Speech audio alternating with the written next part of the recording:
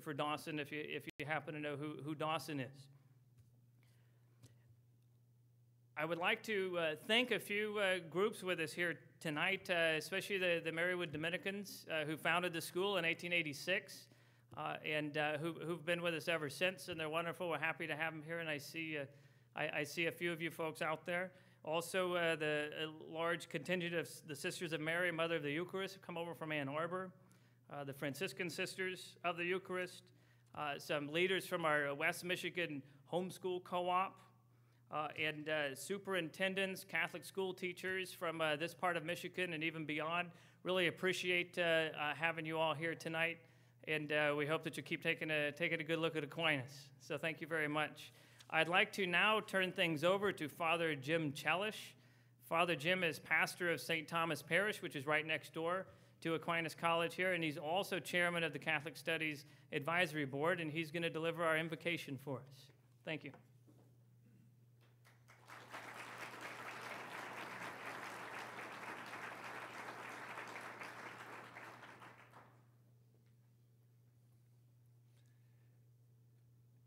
Jesus is risen, not figuratively, not metaphorically, not spiritually, physically, substantially.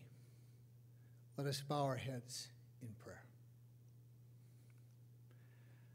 That conviction, beloved Lord, animates your disciples in every age. Your incarnation to engage the human world in all of its substance, physicality, and reality, and to speak to the heart of man and woman, has animated your disciples, encouraged us, and strengthened us.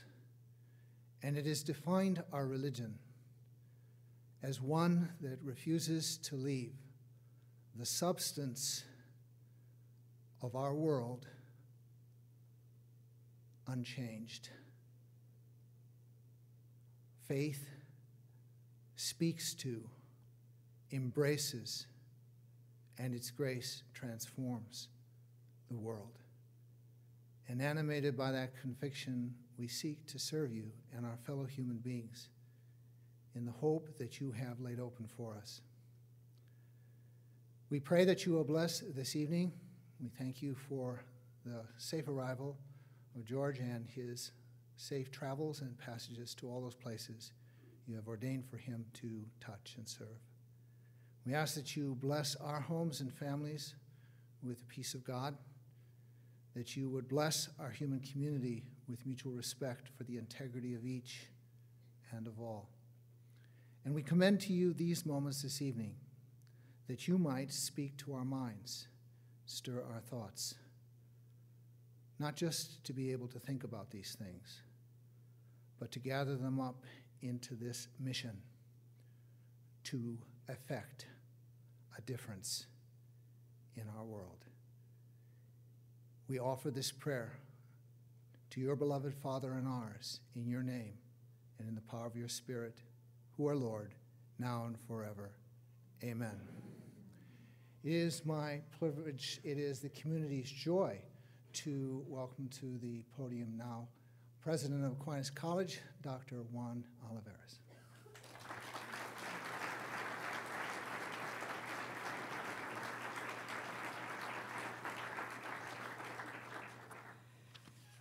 Thank you, Father Jim. That was beautiful, as always. And thank you for what you do for and with our students. Good evening, and thank you for being here on this joyous occasion. We love to open up the college to the community, and we're very pleased that so many of you have shown up and arrived safely. This has been quite a year as we have celebrated our 125th year, as I'm sure you've all heard. It's been very exciting. This exceptional Catholic college has certainly enjoyed this year in celebrating our past and looking to our future. We've celebrated focusing around our 4 Dominican charisms, which you see behind me: prayer, study, service, and community.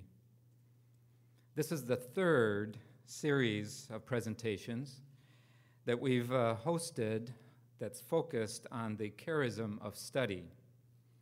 And I am honored to introduce tonight's speaker, Mr. George Weigel. George is currently the Distinguished Fellow of the Ethics and Public Policy Center in Washington, D.C.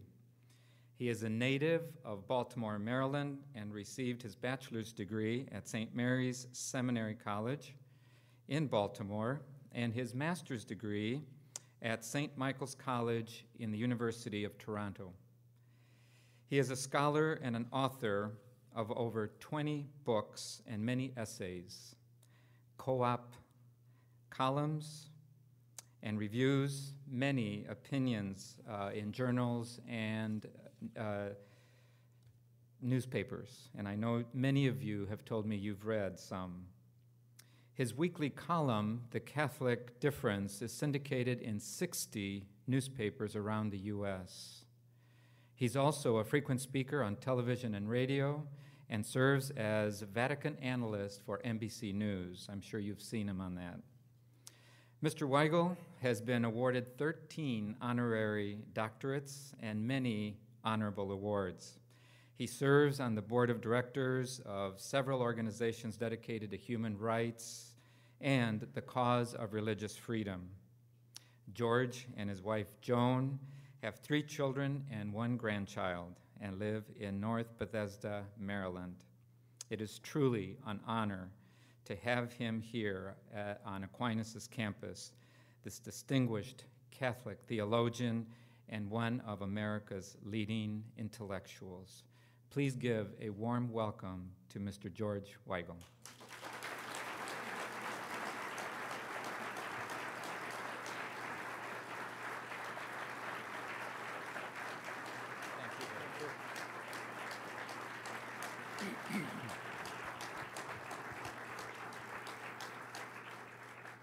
Thank you very much, President Olivares, Professor Pinero, for the invitation to come here.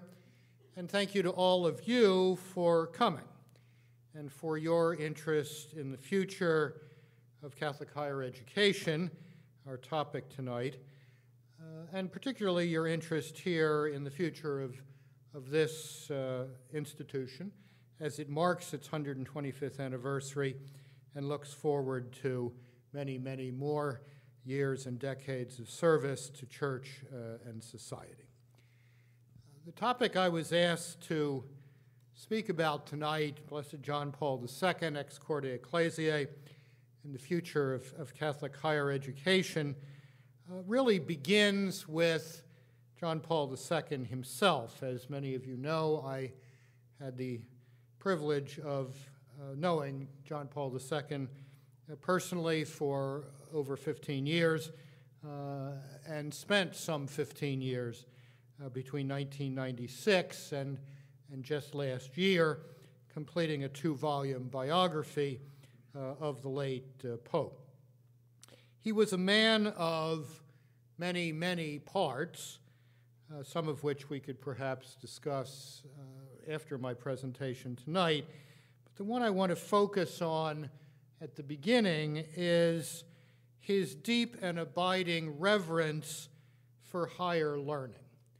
This was a man with a great sense of pietas, of piety about university life. That reverence was first formed in him at the Venerable Jagiellonian University in Krakow, founded in the 15th century, one of the oldest institutions of higher learning in Europe, where he had, unfortunately, only 1 year of undergraduate education before the German invasion of September 1939 put an end to higher learning above ground in Krakow during the war years.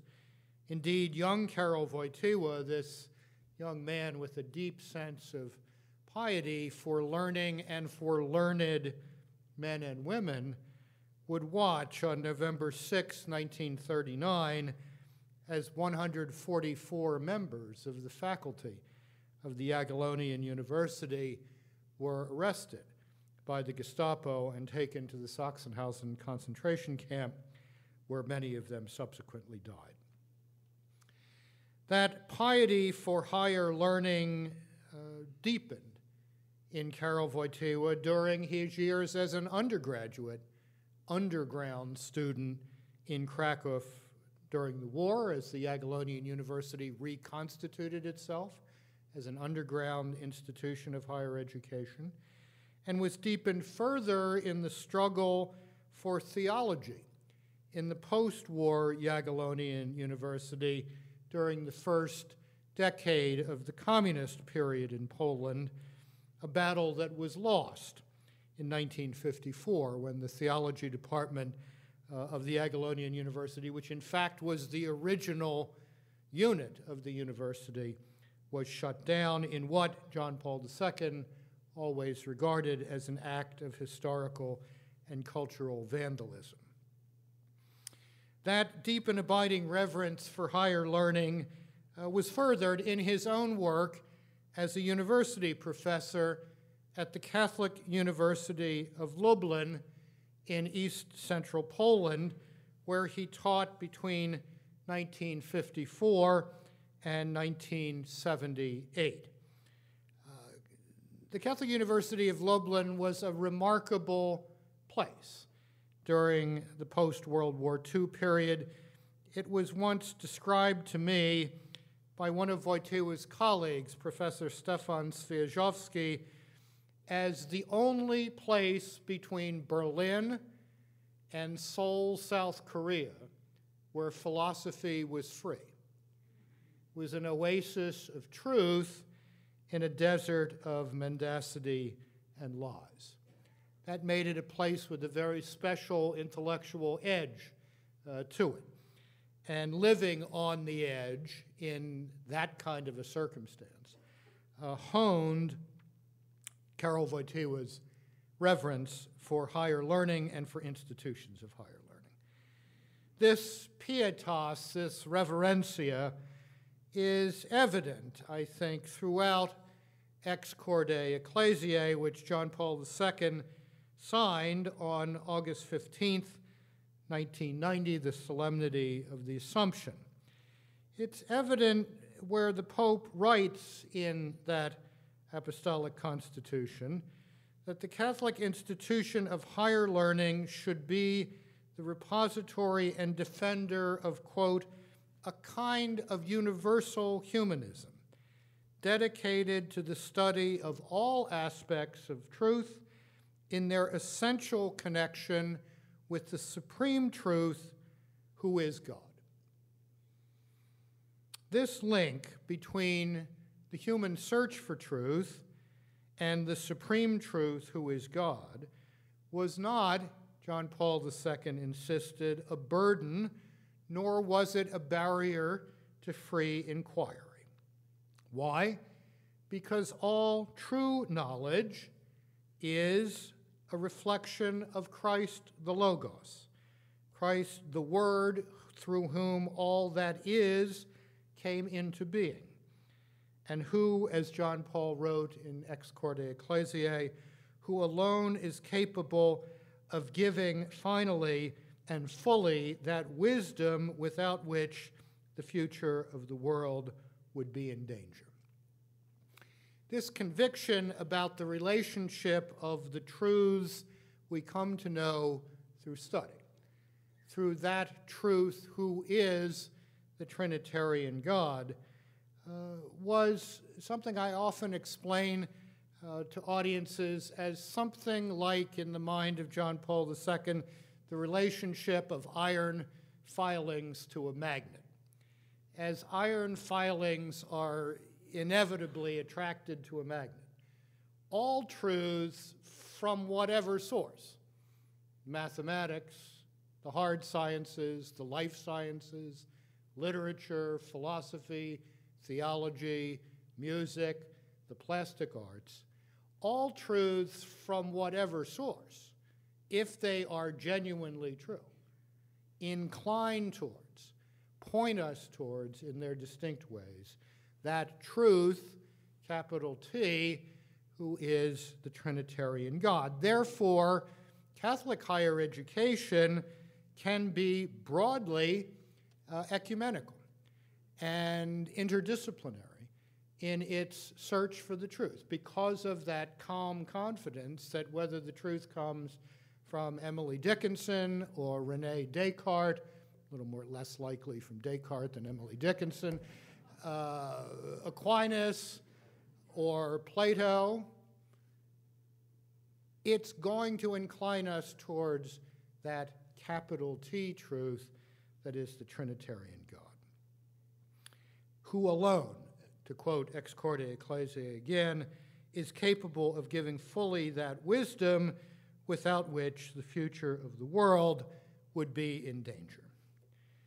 Let's spend a few moments here this evening on the nature of that danger as John Paul II understood it, because I think that will focus our reflection on the distinctive role of the Catholic institution of higher learning at this moment in history.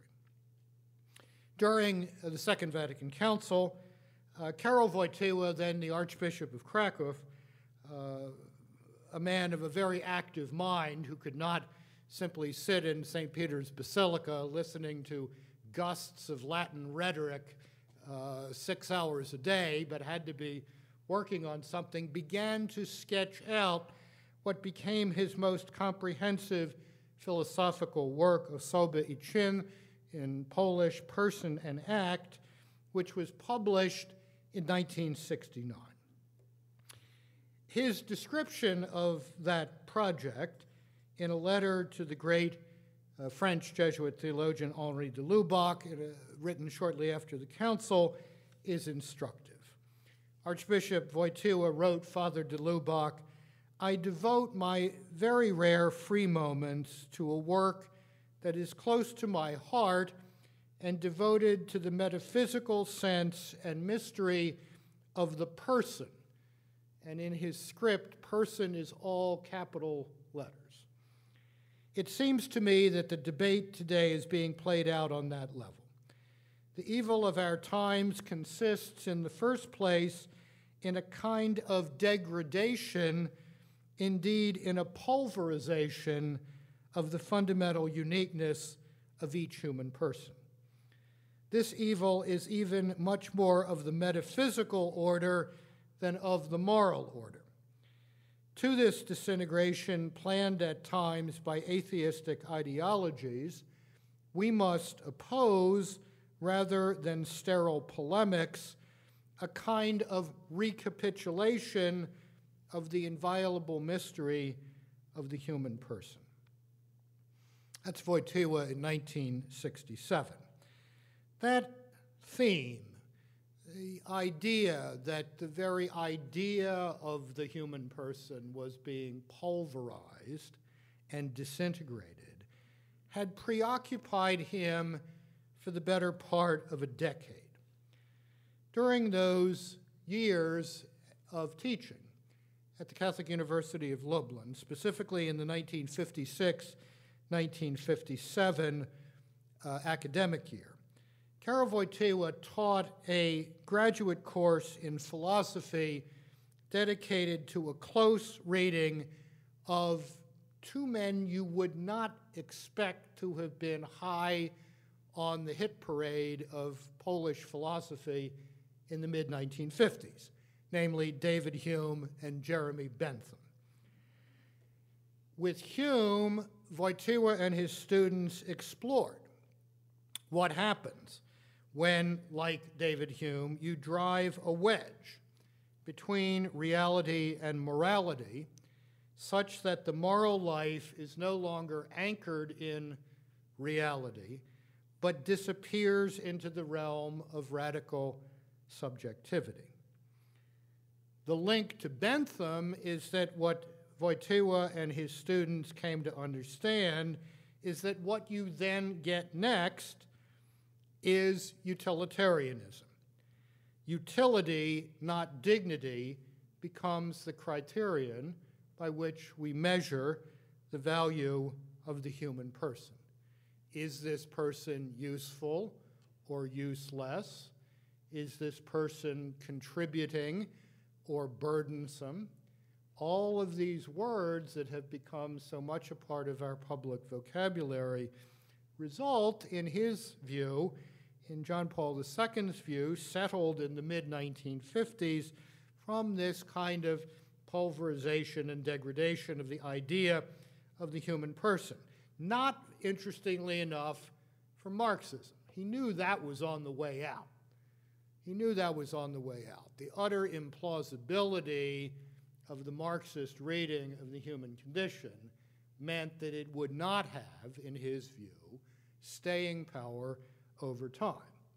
But this Benthamite utilitarianism, ultimately grounded in the anti-metaphysics of Hume, seemed to him a much deeper and more persistent threat. So 30 years before the fall of communism, Karol Wojtyła, then an absolutely obscure university philosophy professor in Poland, was scouting the intellectual terrain of the next phase of the modern struggle for the human future, the struggle to defend intellectually the inalienable dignity and value of every human life. For he knew that if that defense could not be successfully mounted, the result would be something quite awful.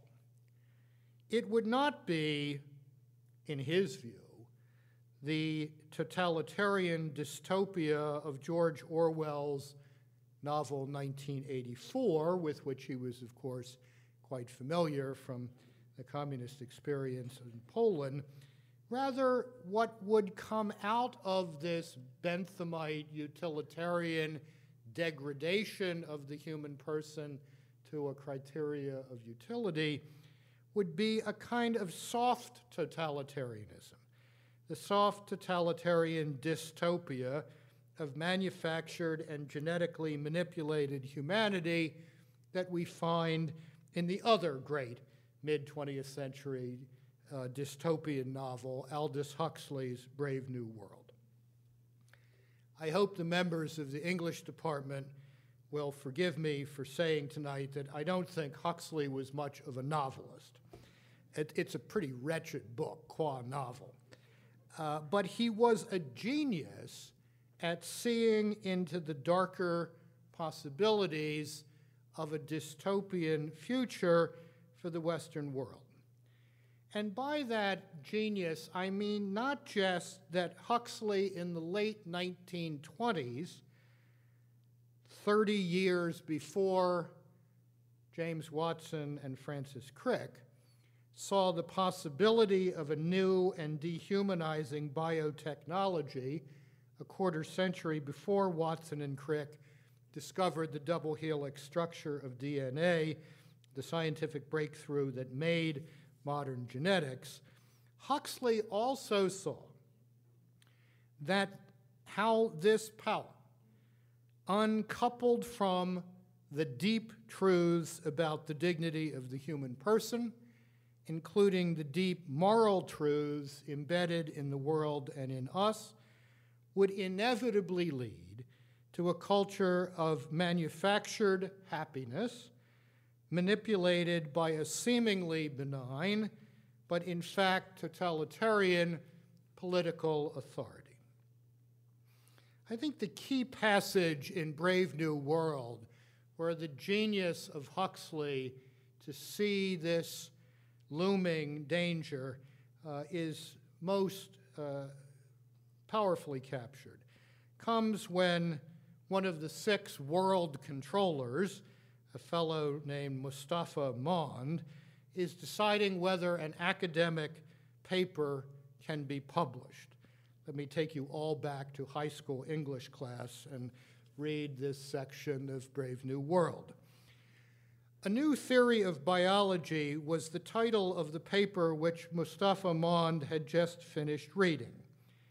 He sat for some time, meditatively frowning, then picked up his pen and wrote across the title page, "The author's mathematical treatment of the conception of purpose is novel and highly ingenious, but heretical, and so far as the present social order is concerned, dangerous and potentially subversive, not to be published." He underlined the words, "not to be published," and continued, "The author will be kept under supervision. His transference to the Marine Biological Station of St. Helena may become necessary." A pity, he thought, as he signed his name. It was a masterly piece of work. But once you began admitting explanations in terms of purpose, well, you just didn't know what the result might be.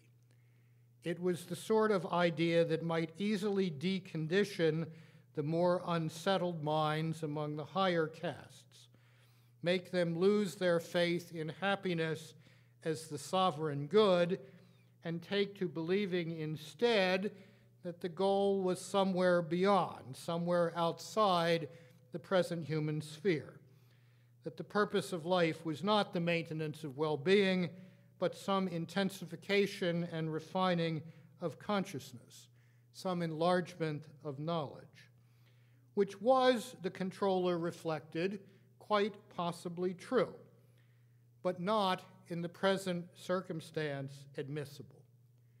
He picked up his pen again and under the words "not to be published" drew a second line, thicker and blacker than the first. Then sighed. What fun it would be, he thought, if one didn't have to think about happiness. This, then, is the cultural, indeed civilizational crisis to which Catholic higher education must respond according to the vision of Blessed John Paul II and the teaching of Ex Corde Ecclesiae. It is, first, a crisis in metaphysics, or a collapse of confidence that we can know the deep truths of the human condition with a degree of certainty. It is, next, a crisis in the moral life, for absent those deep truths as a framework for moral reflection, we are left with Bentham and his calculus of utility. And finally, it is a crisis in justice. For the just society, the free and virtuous society, cannot be built on a utilitarian public ethic in which the question, should we do this, is banned, and the only publicly viable question is, can we do this? If that is the challenge, what should be the response?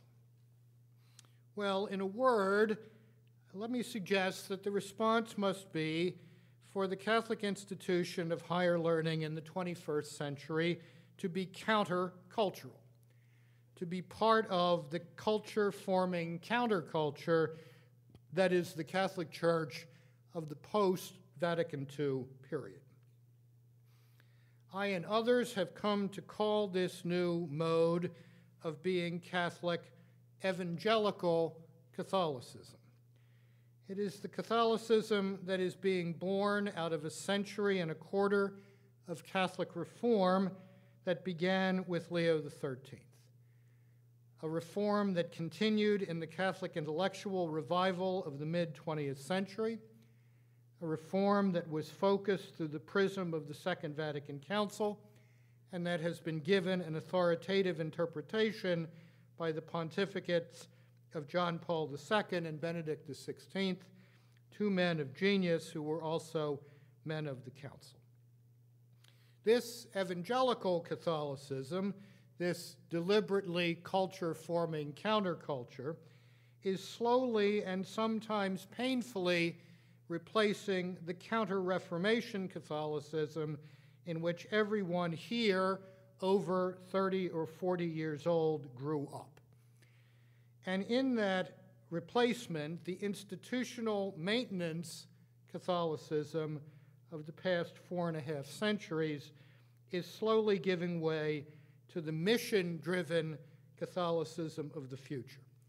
The Catholicism to which John Paul II summoned the Church at the end of the Great Jubilee of 2000, when in January 2001, at the conclusion of the Great Jubilee, in the apostolic letter Novo Millennio in Eunte, entering the new millennium, he urged the Church to leave the shallow waters of institutional maintenance and, like the first disciples on the Sea of Galilee, put out into the deep, as the Lord instructs those disciples in the 12th chapter of Luke's Gospel, put out into the deep for a catch. In this case, the catch of deeply converted men and women who are converted in mind as well as in heart, men and women possessed by the truth of God in Christ, and thus able to propose that truth to others, and thus able to defend its plausibility against the cultured despisers of biblical religion. In the brief time we have left, let me sketch the role of the Catholic institution of higher learning in this new moment of Catholic history, this moment of evangelical Catholicism that is being born today. A Catholic college or university of the 21st century will measure itself and will measure its aspiration by criteria other than those typically found in other Western institutions of higher learning. This emphatically does not mean a slackening of commitment to intellectual excellence, but it does mean locating intellectual excellence within the mission of the Church, which is the sanctification of the people of God and the conversion of the world. For as Pope Benedict XVI said to the leaders of Catholic higher education in the United States in April 2008, and I quote, "Fostering personal intimacy with Jesus Christ and communal witness to his loving truth is indispensable to Catholic institutions of learning." Now, that might seem an obvious thing to say, even a truism, but that has not been the self-understanding of many Catholic colleges and universities since Vatican II, and it must become so again if these institutions are to make their essential and unique contribution to both church and society under the circumstances I sketched a moment ago.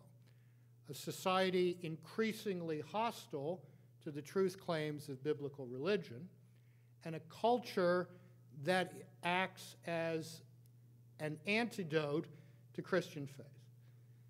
Thus, an ecclesial situation in which the faith can no longer be transmitted by the ambient culture, but has to be proposed and proposed again and again.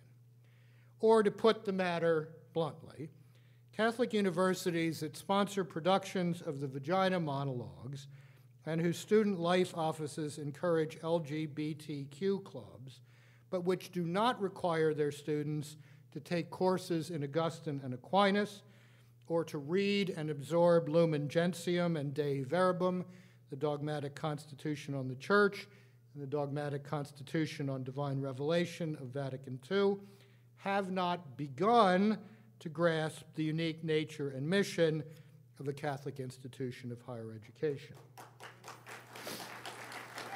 In that same 2008 address at the Catholic University of America, Benedict XVI located the Catholic college or university firmly within the evangelical mission of the Church when he said, "All the Church's activities stem from her awareness that she is the bearer of a message that has its origin in God himself. In his goodness and wisdom, God chose to reveal himself and to make known the hidden purpose of his will. God's desire to make himself known and the intimate desire of all human beings to know the truth provide the context for human inquiry into the meaning of life. This unique encounter is sustained within our Christian community. The one who seeks the truth becomes the one who lives by faith. It can be described as a move from I to we, leading the individual to be numbered among God's people. The Catholic higher education of the 21st century, in other words, must avoid the intellectual sandbox of postmodernism, reject the postmodern subjectivism that speaks of merely your truth and my truth, and do so, as I said a moment ago, in the confidence that every search for truth, if true, eventually leads to the truth, who is God, the Holy Trinity. Human inquiry is thus not drudgery. It is an exercise of love, for the deeper penetration of the truth leads us deeper into the divine mystery of love. The Catholic search for truth in Catholic institutions of higher learning is thus a search that begins with a knowing that the truth has been given to us in Christ, even before we begin our inquiry into the many truths of the world. In this way, Catholic higher education helps lead postmodern culture out of that sandbox of subjectivism and into the adult world, one might even say the adult playground, of genuine inquiry and genuine learning. Thus, Catholic higher education in the 21st century will also help the Western world retain its cultural memory, which is in danger of being lost under the pressures of relevance and an overwrought worry about developing marketable skills. Those skills are important, but what is even more important, as the economic disasters of the early 21st century should have reminded the world, is the character of the people who deploy those skills in the world of work. And the West, over the past 3,000 years, has devised no better way of forming the character of the young than by immersing young men and women in the classics of Western civilization, so that their lives become a practice of what I have come to call the ecumenism of time. The ecumenism of time. And their young lives, as well as their middle-aged lives and their later lives on their journey through life are enriched by having as partners along the way Homer and Plato and Aristotle and Virgil, Augustine and Aquinas, Dante, Milton, and Shakespeare, Jane Austen and George Eliot, and those moderns like Flannery O'Connor and Evelyn Waugh, who were themselves steeped in the classic Christian liberal learning of the West.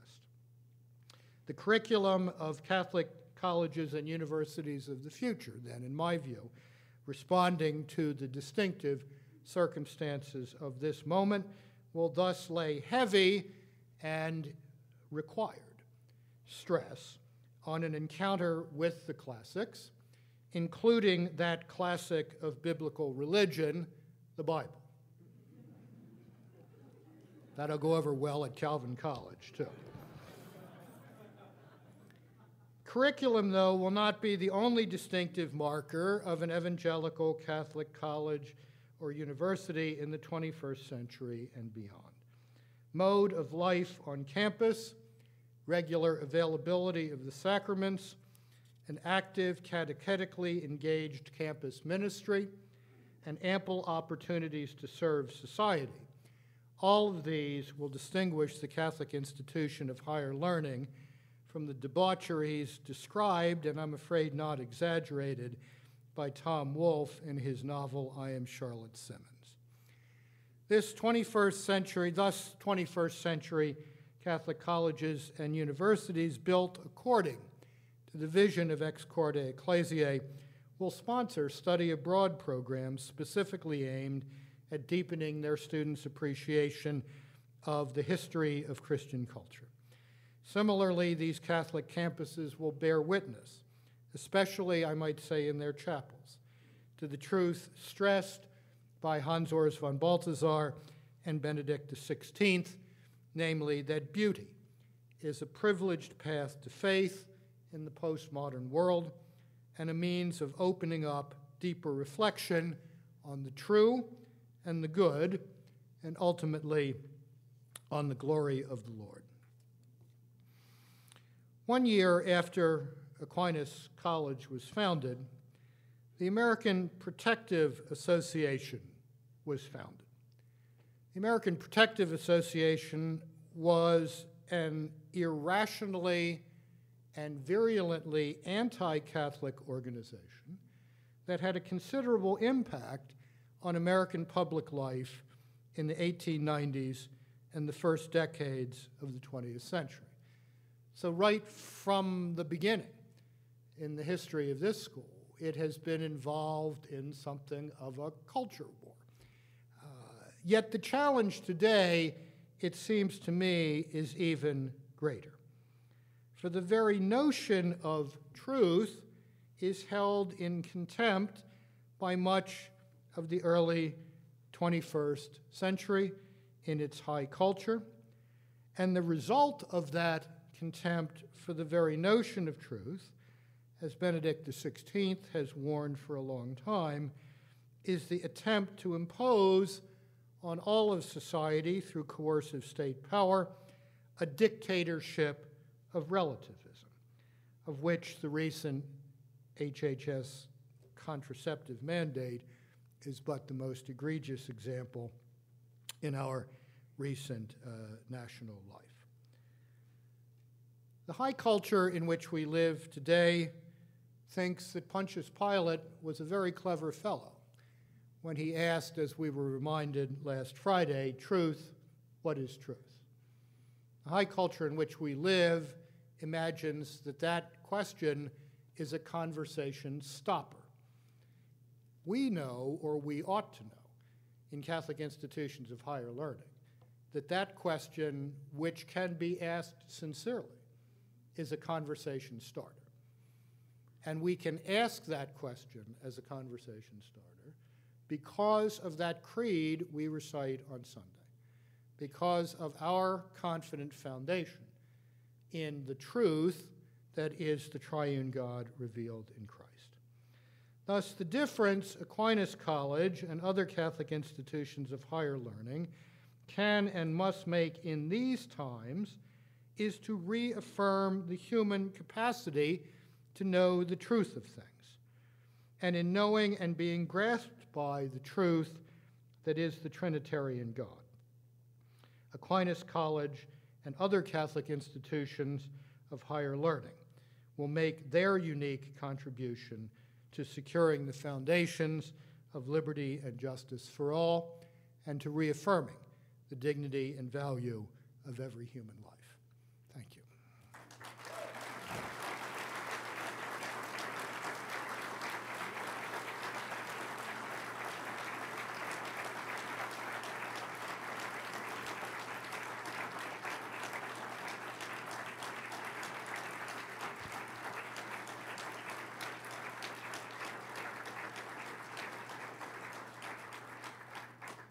Thank you. I think Dr. Pinero is now going to invite questions. Yes, if you have questions, we'd just ask you to raise your hand and we'll bring a microphone to you. We have time for several questions here.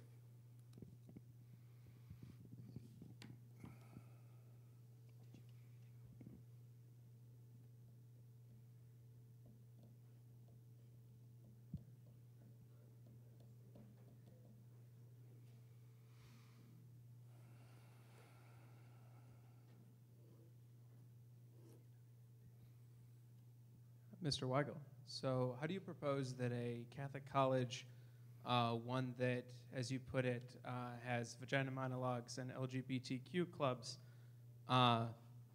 move from that to one being faithful to ex Corde Ecclesiae, practically? Well, this is going to happen differently in different places.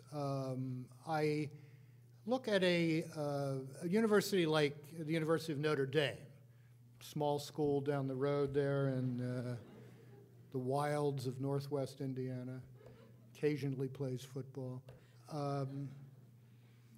Notre Dame is a much more Catholic place today than it was 25 years ago. I think that's quite indisputable. It's not the Catholic university it should be, in my judgment, but it is far more a Catholic institution of higher learning than it was 25 years ago. And there, the crucial actors in effecting that transformation have been the students, who have demanded of the faculty the Catholic environment that they thought they were coming into. And the cumulative effect of that over what is now a generation of students, coupled with the changing cast of mind among younger members of the Congregation of the Holy Cross, coupled with some crucial changes in the theology department, has made for a rather different experience.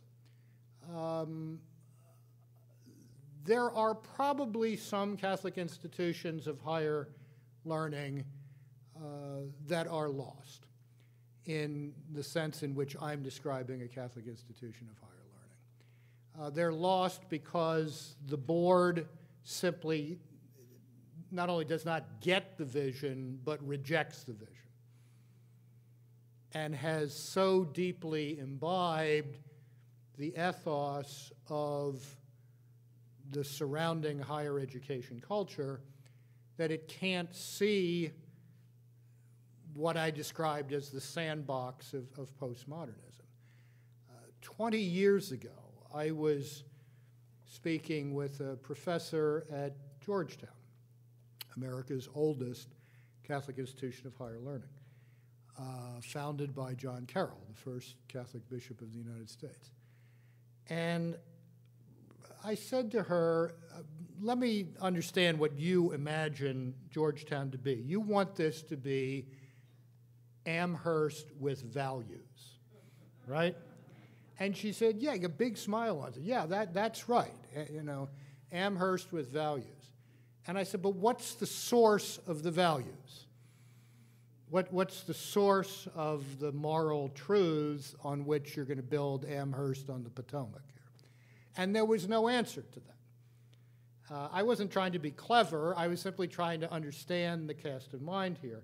But I think that's the problem. It is very, very important for these institutions to have boards which do not regard ex Corde Ecclesiae, as I don't think you do here, as a burdensome document, but rather as a vision statement. I mean, the fact that your board is reading that document is an important thing. It's not reading it, I don't think, to figure out how to get around it or get past it. It's trying to figure out how can this vision be implemented in our unique circumstances here in Grand Rapids. That in itself is a step towards the kind of future I'm describing. That's why board leadership, both religious and lay, is very, very crucial. Ultimately, I think this is going to depend on demand. The more students, and frankly, the more parents who demand of the institutions to which they consign their children, not to mention $200,000 over 4 years, be the institutions they claim to be, and not just in a vestigial sense, the more those institutions will respond to that demand. There's a lot churning in our culture right now and in our public life right now that is forcing first principles questions to the surface. And that ought to be a good moment for the Catholic institution of higher learning. We are not the children of John Dewey, or at least we shouldn't be. We are the children of Thomas Aquinas, and the first universities in the world, like the University of Paris or the Jagiellonian University in Krakow, where, by the way, in the 14th century, when it was then called the Krakow Academy of Theology, one of the first Catholic arguments for religious freedom, a topic much in discussion in our own country these days, was articulate. So the Catholic University has always been at the edge, or in an edgy position, with the ambient culture for its entire existence. Today, things are as challenging as they have ever been, both because of this contempt for the very idea of truth, and because of coercive state power and the use of government funding to compel certain behaviors, et cetera. So those are some thoughts on that.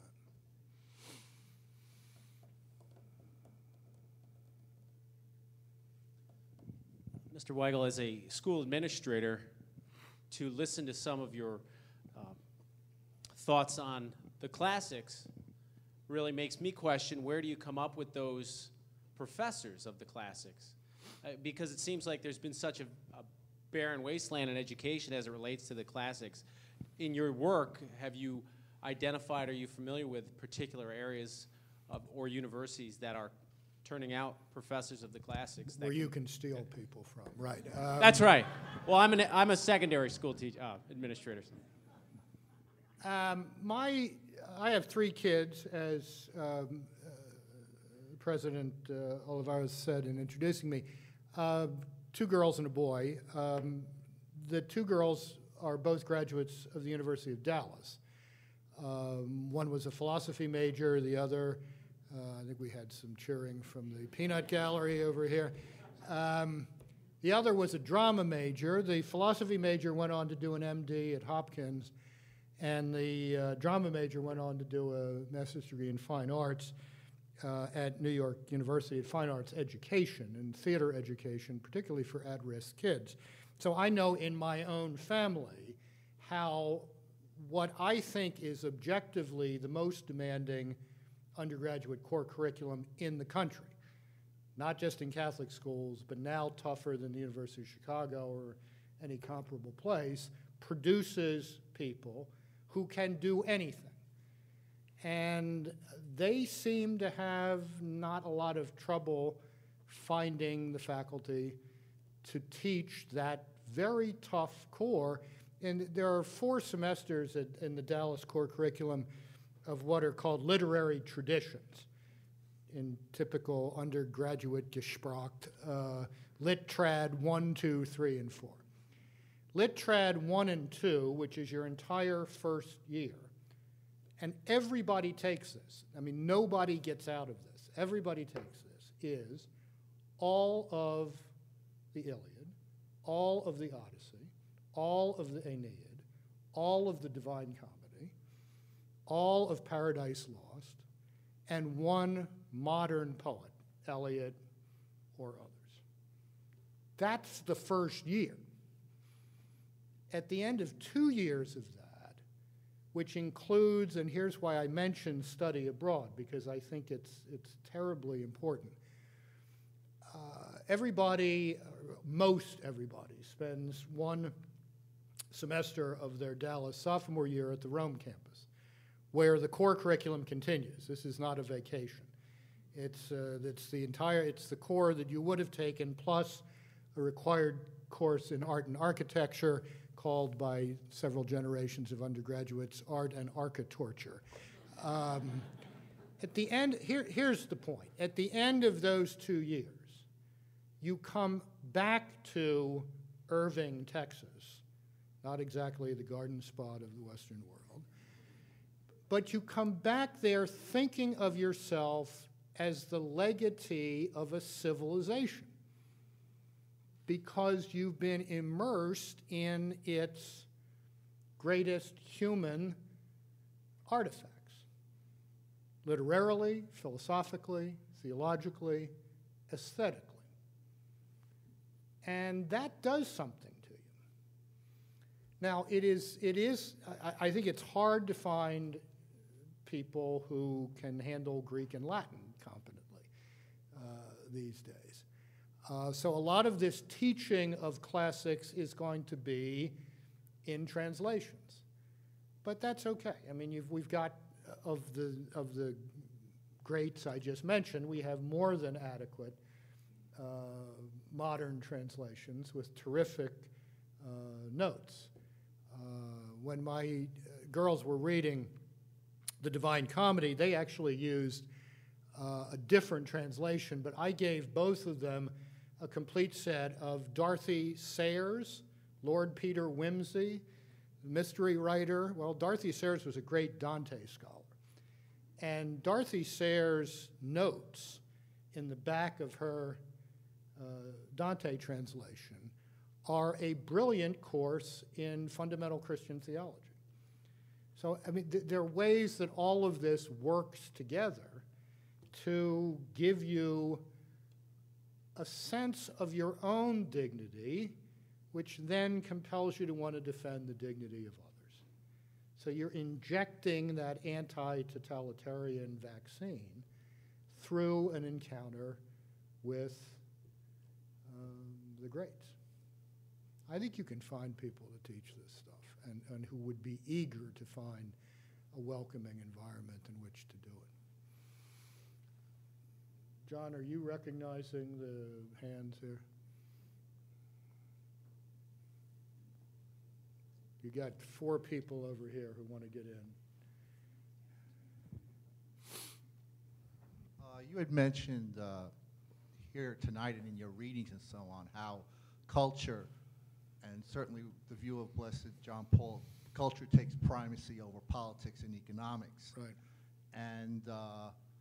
And how you mentioned good examples, the University of Dallas. I lived in Dallas, so I'm familiar with it's a fine Catholic college university, and Aquinas and so on. But my question is, when as we get older, I'm obviously older than 21, I'm out of school a long time, there are things I can do in the political sense. I can vote. There are things I can do in the economic sense, give money to charitable causes and so on. But the person who is out of school, who's 25, 30, 35 years old, what can they do to form the culture as adults, as mature adults? Unless someone has the talent to write the equivalent of an Uncle Tom's Cabin for the pro-life movement or something.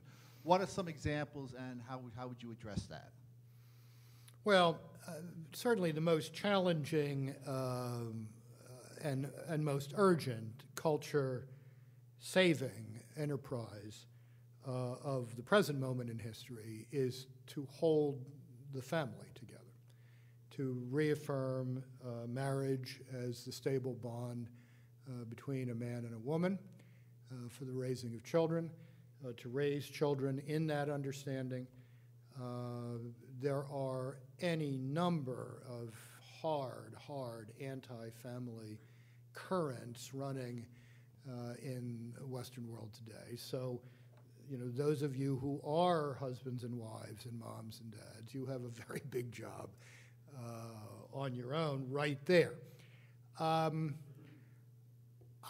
There's something, I live in this crazy Washington world of instant data and instant commentary. I mean, nobody has a moment to think about anything because you got to meet the next news cycle. One of the things I do every summer when I knock off for August is to try to go back to one of those greats. Whether it's the Iliad and the Odyssey, or the Aeneid, or the Divine Comedy, or some major epic work of history, and we can all do that. I mean, everybody should take high school English over again when they're 40. This is one of the great truisms of our time, because all that stuff you were made to read when you were, you know, all those enraged hormones at age 16, you now have a chance to actually appreciate. I had an absolutely fierce high school English teacher named Father Bechtel, whom I've written about in a couple of books. But I praise and bless his name today because he threw us into the deep end and told us to start swimming so that 20 or 30 years later we could go back to Graham Greene and Evelyn Waugh and Flannery O'Connor and people like that among the moderns.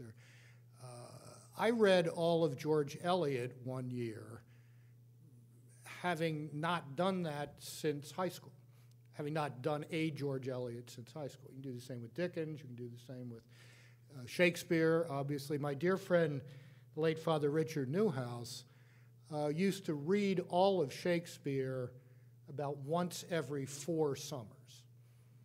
He'd just take his tattered 1-volume Shakespeare from Concordia Austin College, and he'd just go through the whole thing about once every 4 or 5 years. I mean, there's no reason we can't all dust off. I had not looked at Brave New World until I discovered that passage I quoted to you tonight in 35 years, since junior year of high school.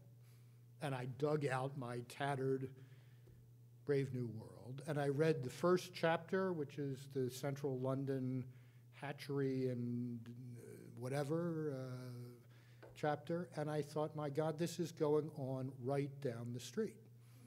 I lived right across the street then from the National Institutes of Health. And I thought, wow, I mean, so you can do that as well. You mentioned donors. I think this is very important for both administrators who have to go after money and donors who are asked to give it. And that there really has to be reciprocal honesty in both directions on this. I am amazed among wealthy Catholics at the degree to which I will call, in the negative sense of the term, tribal loyalties trump common sense in giving. I mean, people who know that the university they went to 40 years ago or 30 years ago is not now what it was then, and they deeply dislike what's going on now, and they still write the big 6-figure check. I mean, there has to be some donor responsibility in this that is more than tribal or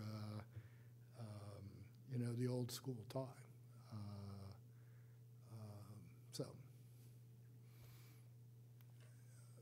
Yeah, this lady in the green jacket wanted to get in here. Yeah. Okay, I'm trying to. You guys aren't giving me much help here. What is this reticence? Yes. Thank you. My question is similar to his, although not quite the same. What I have found, the youth catechism that just came out, Pope Benedict commented in there, I believe, that the youth must be more educated in their faith than their parents were, and I would probably find that to be the case. However, education for the masses of adults does not seem to be systematic, nor, what I heard you say in answer to his last question was, as an individual, we can take it upon ourselves, but at the parish level, in the Sunday homily, it's mostly about the moral or, values-based, based on the gospel or whatever. And at the universities, it's really directed at the young. So is there some place, either within the university system or within the parish, to take on the history, not just the sacramental education of the adults who are paying and spending their time working to pay for those Catholic educations? I can think of a couple of things. To the clergy present, let me beat an old drum. catechetical preaching is essential. What you charitably described as, admonitions to the moral life based on the gospel is more often than not, in my experience, really bad psychology. We get a lot of psychobabble preaching in the church. And we have to recognize that the most, pregnant moment for re-catechizing this lost generation of Catholics who are now anywhere from, 35 to 45, 50, I suppose, is in the Sunday homily. And the new translations were among many other things, a God-given opportunity to do this. I mean, you have a new translation of the Creed. I mean, that's a good year's worth of homily material right there. I think, let me suggest this. Maybe this is something you could talk about here. I didn't come here planning to suggest this, but you put it in my mind. The 50th anniversary of the Second Vatican Council, its opening is October 11th of this year. Perhaps the campus ministry, perhaps the theology department, perhaps somebody at Aquinas College could offer to the Catholic community of Grand Rapids a reading program in the documents of Vatican II. I mean, I'd be very interesting to see how many people in this room have actually read one of the major documents of the Council, like the two I mentioned, the Dogmatic Constitution on the Church and the Dogmatic Constitution on Divine Revelation, which are the heart of Vatican II. That's a great town and gown mix, it seems to me. And because those documents are so richly biblical, they're an invitation into a deeper encounter with the Word of God as well. Let me make a completely cheesy self-promotion here and suggest to you that for Lost Generation Catholic adults, a book I originally wrote for college kids called Letters to a Young Catholic is, not, if I may be so bold as to say, pretty good stuff. It's a basic catechesis of the major themes of the faith built around places, built around significant places in Catholic life, like the tomb of St. Peter underneath St. Peter's, like the St. Catherine's Monastery in the Sinai where the famous Christos Pantocrator icon is where we go to think about what it means to say that the Son of God is the Son of Mary. The Baltimore Basilica, where we think about church and society and religious freedom. Castle Howard in Yorkshire, Brideshead Revisited, as the introduction to the moral life as climbing the ladder of love. So it's a tour around the Catholic world. If I may say, I'll say it here since I've said it to him, I had this idea before Father Barron did, with that magnificent, now there's something else. I mean, there's something else. I mean, Father Barron, who's a very good friend of mine, he can make that proposal and make it in an accessible way because he's a deeply educated man, a deeply reflective theologian.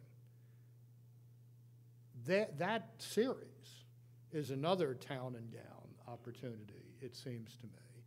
It also, I think it's an instant RCIA program for any of you who have responsibilities in that. But it takes you around the Catholic world and explores the basic themes of the faith through that.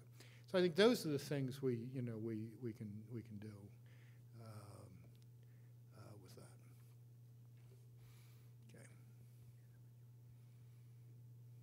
Okay. Dr. Weigel, I'm a big fan. I cut my Bible study class short to be here tonight, so hopefully I'll be forgiven. This is a bad choice. If you're trading in the Word of God for the Word of George, you have made a bad choice. Yeah, hopefully they never see this tape. Since 1968, many Catholics have been culturally compromised and co-opted. And do you think that the current unified response of our bishops to the HHS mandates may lead to a greater focus on traditional Catholic truth, some reduction in the compromise and co-optation with the culture that's gone on at all levels of the church, and a quicker reform of the priesthood and the bishops, which are called for in this period of church reform? The short answer is yes. I think the reform of the priesthood and the episcopate has been underway for the past several decades. We would not have had the response we have had since January 20th had the U.S. Conference of Catholic Bishops been configured the way it was 20 years ago. I mean, it just wouldn't have happened. I also think, and here I'll use tribal in the better sense, this attempt to muscle the church offended even people who are not appreciative of the beauty of the church's teaching on the ethics of human love. So this is a very special moment. But I think the deeper intuition that's going on here, if I can borrow from your motto, the motto is non nisi te, Domine, not without you, O Lord. I think what we're also understanding is that our cultural circumstances might be put nihil nisi te, Domine. Nothing without you, Lord, meaning not only in the positive sense, there is nothing we can do that is not done by the power of God in us, but nisi te, Domine, nihil. I mean, what we're discovering is that what Father Newhouse called the naked public square is not empty. There is a kind of enforced nihilism at the center of it. The attempt to build, as I put it in a recent essay, an empty shrine at the heart of American democracy. There are no empty shrines. Something's going to fill that space. And what filled it culturally is a kind of nihilism. And now that is being enforced, or the attempt is being made to enforce that by the use of coercive state power. And the result is what Cardinal Ratzinger called on April 18th, 2005, the dictatorship of relativism. So I think people are beginning to get a sense of this. Tomorrow morning, the bishops will release, the Bishops' Committee on Religious Liberty, the Ad Hoc Committee on Religious Liberty, is releasing a very fine, comprehensive statement on what we mean by religious freedom and the threats to it both domestically and internationally today. And I commend that. It'll probably be up at usccb.org tomorrow morning. And that is worth reading. And I think the intention is to carve that up into a set of bulletin inserts that will be distributed around the country over the next year. And that will help move this discussion along. I mean, I think just the irony of the situation is really quite striking. I mean, it is within the living memory of many people in this room tonight that a large chunk of the country thought a Catholic could not possibly be the President of the United States.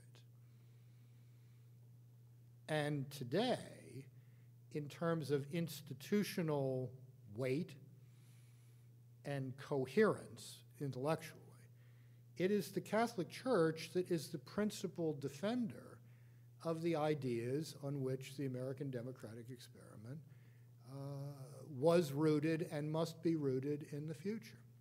So the wheel has turned 180 degrees.